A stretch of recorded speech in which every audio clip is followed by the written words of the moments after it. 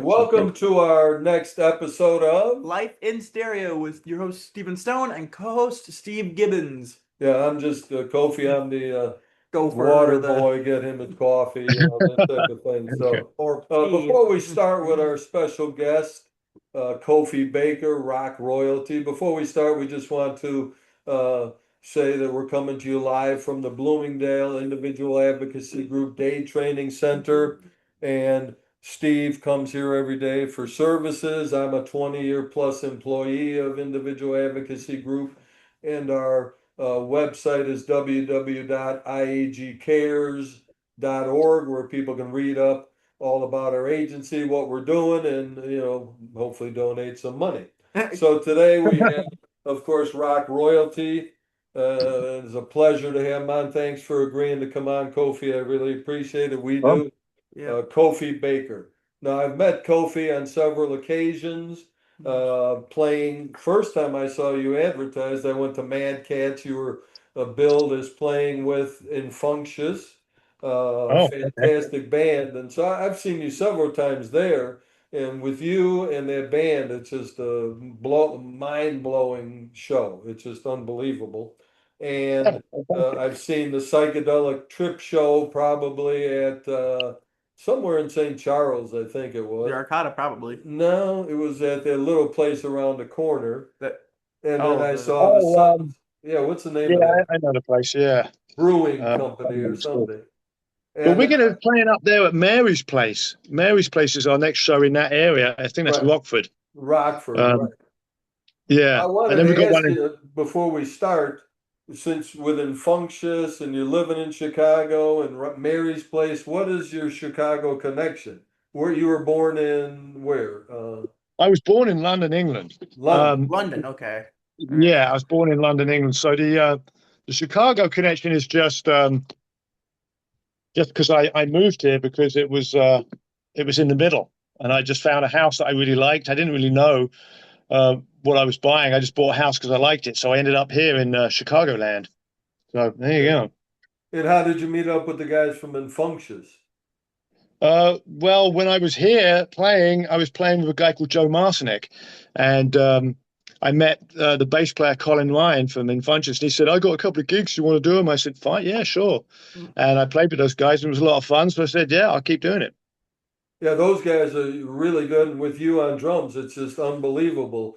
How do you guys manage practicing? Is that like a Zoom thing or something, maybe, or?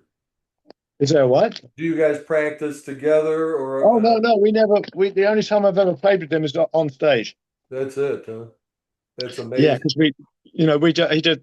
I come. I mean, I do that with bands all the time. I just I've been doing this for like 50 years, so it's like all I have to do is listen, and I know what's going on. I've played songs plenty enough. It's pretty much they stay to a format. And I'm good at I'm good at jamming and improvising because that's what my band does. So I've always got my ears. I can hear if the guitar player moves somewhere or moves somewhere else. I'm on it because that's what Psychedelic Trip does. We all improvise, and that's what Cream was about. My dad would say he didn't like it if he played the song the same way twice. He would like to play it different every night. So he taught me to be, listening and improvising. And so growing up like that, when you just step into a band you've never played before, it doesn't matter because you're so listening and moving with the band, you're actually going to play it better, not knowing it, than if you knew it. I think Keith Richards used to say that he doesn't like to play the song the same way every time. Yeah, I mean, that's a modern thing. Because back in the days, everybody went into a studio and recorded everything live.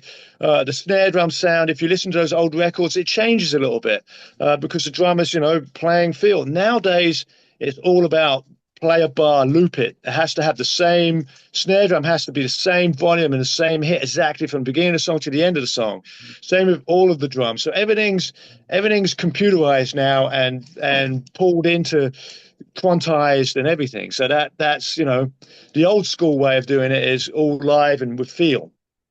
So that's why I like to do that. And that's the way I like to record too. I just did an album with Sons of Cream, and we did did it live in the studio. Obviously, some of it I had to do at home because the sound wasn't that great or the performance wasn't as good. But most of it's all live. You just do it live in the studio, one take. Now, the other members of the Sons of Cream, I know it's Jack Bruce's kid. yeah, what's it? Yeah, Malcolm Bruce. Yeah. And then my dad's sister's daughter's kid, which is my grandnephew or something. I don't know what it is, but he's my dad's sister's daughter's son, Rob Johnson, and he has the same name, Rob Johnson, as the guy who wrote Crossroads. Okay. Oh yeah. Okay. Robert Johnson. Yeah. Okay, Robert. Yeah. The guy that supposedly sold the soul to the devil. Blah blah Right. blah. Right. So yeah. So it's kind of interesting that the band is now Malcolm Bruce, Robert Johnson, Kofi Baker, and we're all families at Cream. That's awesome. And I've seen that show, and it's a fantastic show. I just saw it March 8th over at the Arcada. Oh, okay. I saw that last time. Now, tell us a little bit about your growing up. He wants to hear about your growing Interesting up. stories. Yeah, with Ginger Baker and I'm sure Jimi Hendrix and whoever Clapton else. was probably showing up from time to time. Well, I mean, let's start at the beginning. So when I was 5 years old, my dad gave me a joint. I didn't know what to do with it. I blew the end out, got for it. So that's the beginning. And then, my sister sat on a Hendrix's lap. Hendrix was at my house. But we didn't know because we were really young. I mean, I thought it was normal to have gold discs all over your walls and, have every wall a different color. I'd go to people's houses and go, where are your gold discs? And why are your walls all white? So that's just, when you grow up with that kind of thing, you don't know any different. So all of these famous people like Hendrix and, whoever, Steve Marriott, Rod Stewart, all these people I know, they're just people. I nearly actually ran Rod Stewart over. I pulled into a parking lot when he was walking across, and I used to handbrake turn my car into the spot. I was at the studio, and I almost took him out. Well, being originally from London, I'm sure you guys have gone back to record at like Abbey Road and places like that. Well, no, because I grew up in London, so those aren't like things like, it's like if you grow up in Chicago, you're not really going to go sightseeing in the city, are you? If you live in the city. No. True. Yeah, so it's the same thing with an English people. I don't know if I've ever been to Abbey Road because it's not like something I would do unless I was driving through Abbey Road to go somewhere else. I mean, I've probably been down Abbey Road. I don't know. I mean, I grew up in London. So, right. Running around London was just what you did. It wasn't like something you'd go, oh, let's go see the Tower of London. It's like, I just passed the Tower of London. And then, of course, you got EMI headquarters, which is in London. So EMI headquarters, that's in London. Okay. I think so. Any other stories of growing up with your dad? Well, I mean, there's tons of stories. I mean, my dad, I went to Italy. My dad would drive his tractor along the olive farm, and he was on edges that were really steep. And of course, he rolled his tractor, and he was all proud of it. I rolled my tractor. Look at this. That's my dad for you. He blew himself up so many times lighting the stufa, which is an Italian cooker. You put wood in, and you put petrol or gas on it, and he would blow himself up all the time on that. I would leave the house and go, oh God, here it goes again. And there'd be a big explosion, like the cap of the roof exhaust for the stufa would blow off, the windows would be shaking, and my dad would come out with half his hair gone from his face, only half a beard and half a moustache. Yeah, I got it lit. It was hard this time, but I got it lit. It's like, great, Dad. That's typical Ginger for you, though. So yeah, that's just normal. That'd just be normal stuff for him. It'd be like, I don't know how he has some kind of weird angel. Well, he had some kind of weird angel around him stopping really bad things happening when they should have happened. But like, I mean, like pouring. I mean, I'm holding a funnel for the truck because we ran out of gas in Italy. And it's a newspaper funnel that my dad made. And he's pouring gas everywhere. And he's got a cigarette in his mouth. Lit. a lit cigarette in his mouth. Oh my So God. that's my dad for you. Okay. I'm sure he had some interesting like in the studio stories when he was recording Cream's albums, I'm sure. Well, I wasn't born then. Well, I'm sure he's told you some of them. Um, well, the story he told me, which is the funniest, is Blind Faith. Okay. Okay. And that was when they first went to the studio. They were they were fresh. They were jamming a lot. That's how they were writing their stuff. So they got into the studio and they set up and they started jamming. And my dad looked at the engineer and was like this, yeah. And the guy goes, great. So they did this 30-minute jam that was just like unbelievable. It was like, wow, that's the album. We don't even need to do anything. We've got this album. We did it all improvised. So my dad ran into the control room and goes, let's hear it back. And he goes, what do you mean? He goes, you recorded it, right? He goes, no, just do it again. So my dad fired that guy on the spot. So they were jamming, but they didn't have the and this was probably at like Olympic or Trident or somewhere. Well, I don't know. The studio they recorded the Blind Faith album in, this was that studio. It was the first thing, and it was like the engineer just didn't record. Because when you get into the studio and you set up, I say this all the time. When you get into the studio and set up, have that thing recording, because it's normally the first stuff when you get in there and you start jamming and warming up and playing. That's normally always the best shit. Okay. So always when you get into the studio and you start setting up and getting sounds, record it all, because sometimes you get the best shit that way. Sure. Now you started playing drums at what? I saw on your bio that you played with the 6 years old at the Old Gray Whistle test. I think I was 7. I think I was 7 on that. Okay. So Yeah. you started actually when? What age? I don't know. 3 Very- probably.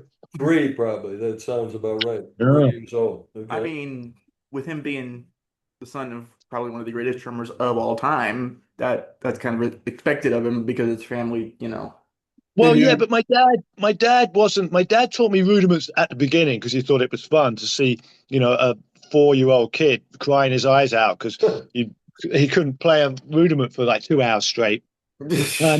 So yeah, so my dad taught me rudiments at first, and I think it was more like, play this, don't stop till I come back, and 2 hours later we'd come back, and I'd be like, He'd be yeah. So it was, and then he left home, and then it was like he didn't really give a shit, and then it was like I tried to get lessons from him, and he was like, my mum wouldn't let me go see him, and it was really hard, so I just practiced and learnt by myself from then on. From about 7 or 8 years old, I was basically on my own from then. And then I saw him again when I was 14, 15, and I got some more lessons. But pretty much, I took what he gave me and I took it home and I worked on it by myself. It wasn't like I took lessons every week. I got lessons from him at first, and I took years and years refining that. Then when I eventually saw him again when I was 14, I got a whole bunch of lessons, and I took that home and spent years on that. Then I got to see him again another couple of years, took a whole bunch of lessons, went home and studied that. So it was, it was like that. That's how I kind of do it. One of my favorite stories that involve your dad involves the Eat 'em and Smile tour with Greg Bissonette and David Lee Roth and his people. And because Ginger and Greg Bissonette were close friends, Ginger peers into David Lee Roth's rehearsal room and goes, "That's not metal." Or he says, "I don't like metal." And then Greg just goes, and then Dave just says, "We're not metal, we're jazz fusion," because they were playing like Billy Cobham Quadrant 4 stuff, And then he goes, "Cream is a jazz blues. Cream was a jazz, and we weren't a rock band. We were a jazz blues band." And Greg just goes, "Okay." So he was good friends with Bissonette as well, yeah. Well, yeah. I mean, I spoke to Greg a couple of weeks ago. He's a really beautiful guy, really nice guy. Yeah, it's actually weird how he met my dad. It was through my dad's third wife. He just told me the story about this. It's kind of interesting that he was going to date Karen Locks before Karen met my dad, and then my dad ended up with Karen, and that's how Karen I think it was my dad's 50th birthday. Karen invited Greg, and they hung out together, so they knew each other. I don't know how well, but they knew each other. pretty good. So yeah, Greg was around. My dad and Greg were hanging out. I think Greg gave my dad a snare drum for his 50th birthday too. I think Okay. so. Yeah. Now tell me about, I saw in your bio that one of the people you played with or were on tour with was one of my favorites, Steve Marriott. Yeah. Nice guy or? Oh, great guy. Well, Okay. Steve, I met Steve when I was 18, I think. I was playing in some little bar in London, and his manager came into the bar and saw me playing. I was like, "Who's this guy?" He says, "Kofi Baker." I go, "Oh, God, I got to have him. Steve needs a drummer." So he told Steve, and I went down to see him play, and I was like, "Oh, it's great. It's simple blues. You know, it's fine." And I joined his band, and he was like, great. He was like, "Keep it simple, Baker," is what he used to say every time. I used to have purple hair, so he used to call me Purple Baker. And Wow. and he bought me a pair of purple Converse shoes from America when he was working with Frampton. I was going to be on that album, but something happened, and I didn't end up doing it. But he came back, and he when he came back, he was tired. And they got to the friend's house, which was like 2 hours away from his house in the country.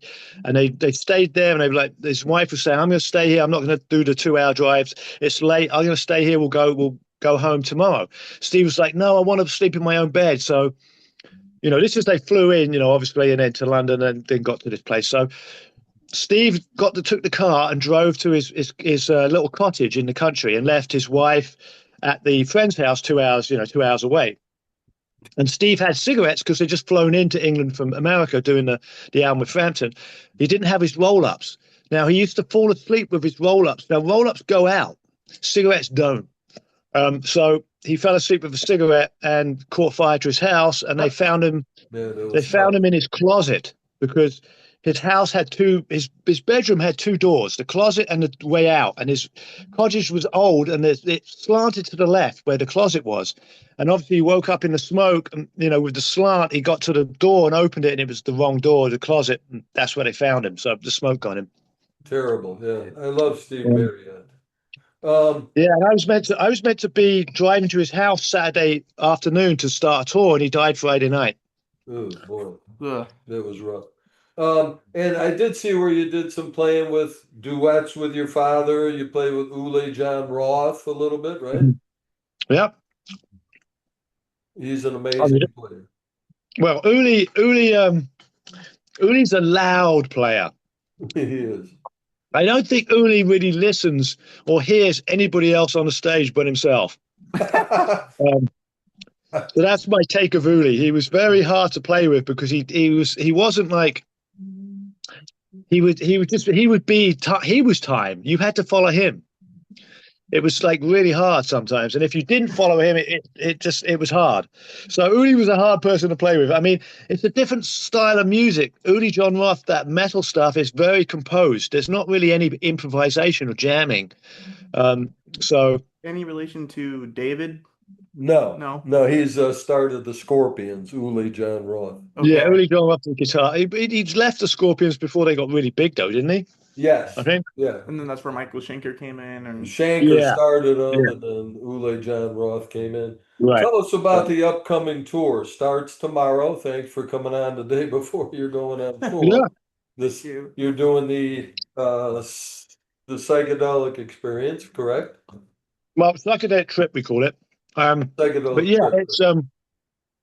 it's everything that I like all that music from that era. So it's not just Cream and Blind Faith. It's Bowie, Hendrix. Hendrix, Beatles, all kinds of artists. We do all kinds of. We cover a whole bunch of music from that era and all the psychedelic jamming stuff. So we improvise, and it's basically a different show every night. So, which, like you said, was your dad's philosophy, and yeah, right. I mean, I just don't do Cream because Cream didn't do just Cream when they first started. They had lots of covers. I mean, if you Crossroads was a cover. I'm So Glad was the cover. A lot of those tunes were covers. So I mean, I do the same thing. I do with Sons of Cream. We've got some original tunes, and we'll probably have some original tunes with these guys. It's just right now we're doing. What people know. We're getting kind of building the band with what people know. Then we'll throw originals in as we go. So kind of like how David Lee Roth did it with, they started with a cover band Well, I and then think started putting originals in. Black Sabbath was the same way, where it's like Tony Iommi has even said that as they started, they were a blues band to begin with. Right. Black Sabbath, yeah. Yeah. Who are the players you're with on this tour? The same Okay, so guys probably that I saw you with, I'm assuming. well, this is Scott Tipping and Chris Lone. Chris Lone on bass, Scott Tipping on guitar. Scott's a well-known Chicago session guy. He plays with Lowe's Bosses, people, and everything. Chris is a more local guy. He's like a session guy, does all kinds of work and stuff. So these are really good musicians. Have to be to play with me and improvise. Right, sure. Because if I play with musicians that aren't that great, what happens is they say, "Hey, Kofi, I don't understand what you're playing. It's like you're going out of time." I'm like, yeah. I mean, no, you got to understand. I mean, Eric Clapton had perfect timing. So this is an Right. example of musicians. You don't have to be technically good. You don't have to be an Uli John, a shredder, like an Uli John Roth or anything like that, to have perfect time. Eric Had that. when I played with Eric at my dad's memorial, I said to Eric, we were like doing press rat and walk, and he said, "Well, how do I know when we finished the soloing part?" And I said, "Okay, I'll play some outrageous polyrhythm fill that's probably gonna, you won't even miss it. It's gonna be so outrageous." So I played this outrageous polyrhythm fill, like 9 across 12, and Eric didn't even bat an eyelid. It was like, what? Okay, where's the fill? That And was so if that I was the play fill. It's like right, so if I play that kind of stuff with average musicians, they're lost. They go out of time. They go over and they go, "Why are you going out of time?" Because they don't understand. But playing with people of caliber of Eric and the guys I work with, you don't even need to say anything. You just play what you play, and they understand it because they can hear it. And it's a feel thing. It's feeling the time and not being able to feel stuff. The average musician can't do that. They can just play straight four, and you start playing all these weird fills. So with Uli, the same thing happened. The bass player would come up to me and said, "You got to play the same fill. I get lost every time." And I said, "Look, it's the same bar. I just don't want to play the same fill every night." And Uli took me aside and said, "Look, man, you got to play the same stuff. I want to hear German drumming. It's got to be German drumming. Da, da, da, da, da, da, da. I don't want to hear all these weird stuff. I want da, da, da, da, da, da, da." So I was like, "Uli, I'll see you later." That's when Uli offered me, "I got a gig in Japan. I need you to play Japan with me." I said, "How much does it pay?" He said, "Oh, it's about $1,000 for one gig." I said, "That's good, but get me a first class ticket and $5,000 and I'll do it." And he said, "I can't afford that. I'll see you later, Uli." And I think one of my other favorite Greg stories that doesn't involve your dad is that he said that because Greg has played with Ringo and the Roundheads and for 19 years, and he said like for a day in my life it's only one hi-hat per bar, and he says that that's what he says is that's why Ringo's a genius, is because like the one hi-hat per bar, no other drummer would think like that. Well, Ringo played the upbeat. He didn't play the hi-hat with the snare drum. That's what Greg's talking about. Right. So what it was, it was the same thing with Charlie Watts, I think. That Charlie Watts had that same thing. They did that.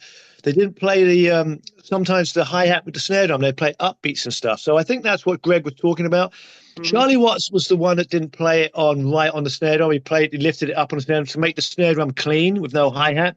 Mm-hmm. And I think Ringo had some tricks like that as well that made it really, intricate. It was really subtle things that these drummers did that, you don't really pick up on, but, they were geniuses. Ringo and Charlie Watts, simple drummers, but they did things, hi-hat things, and certain things that were like really, very cool and, very specific to them.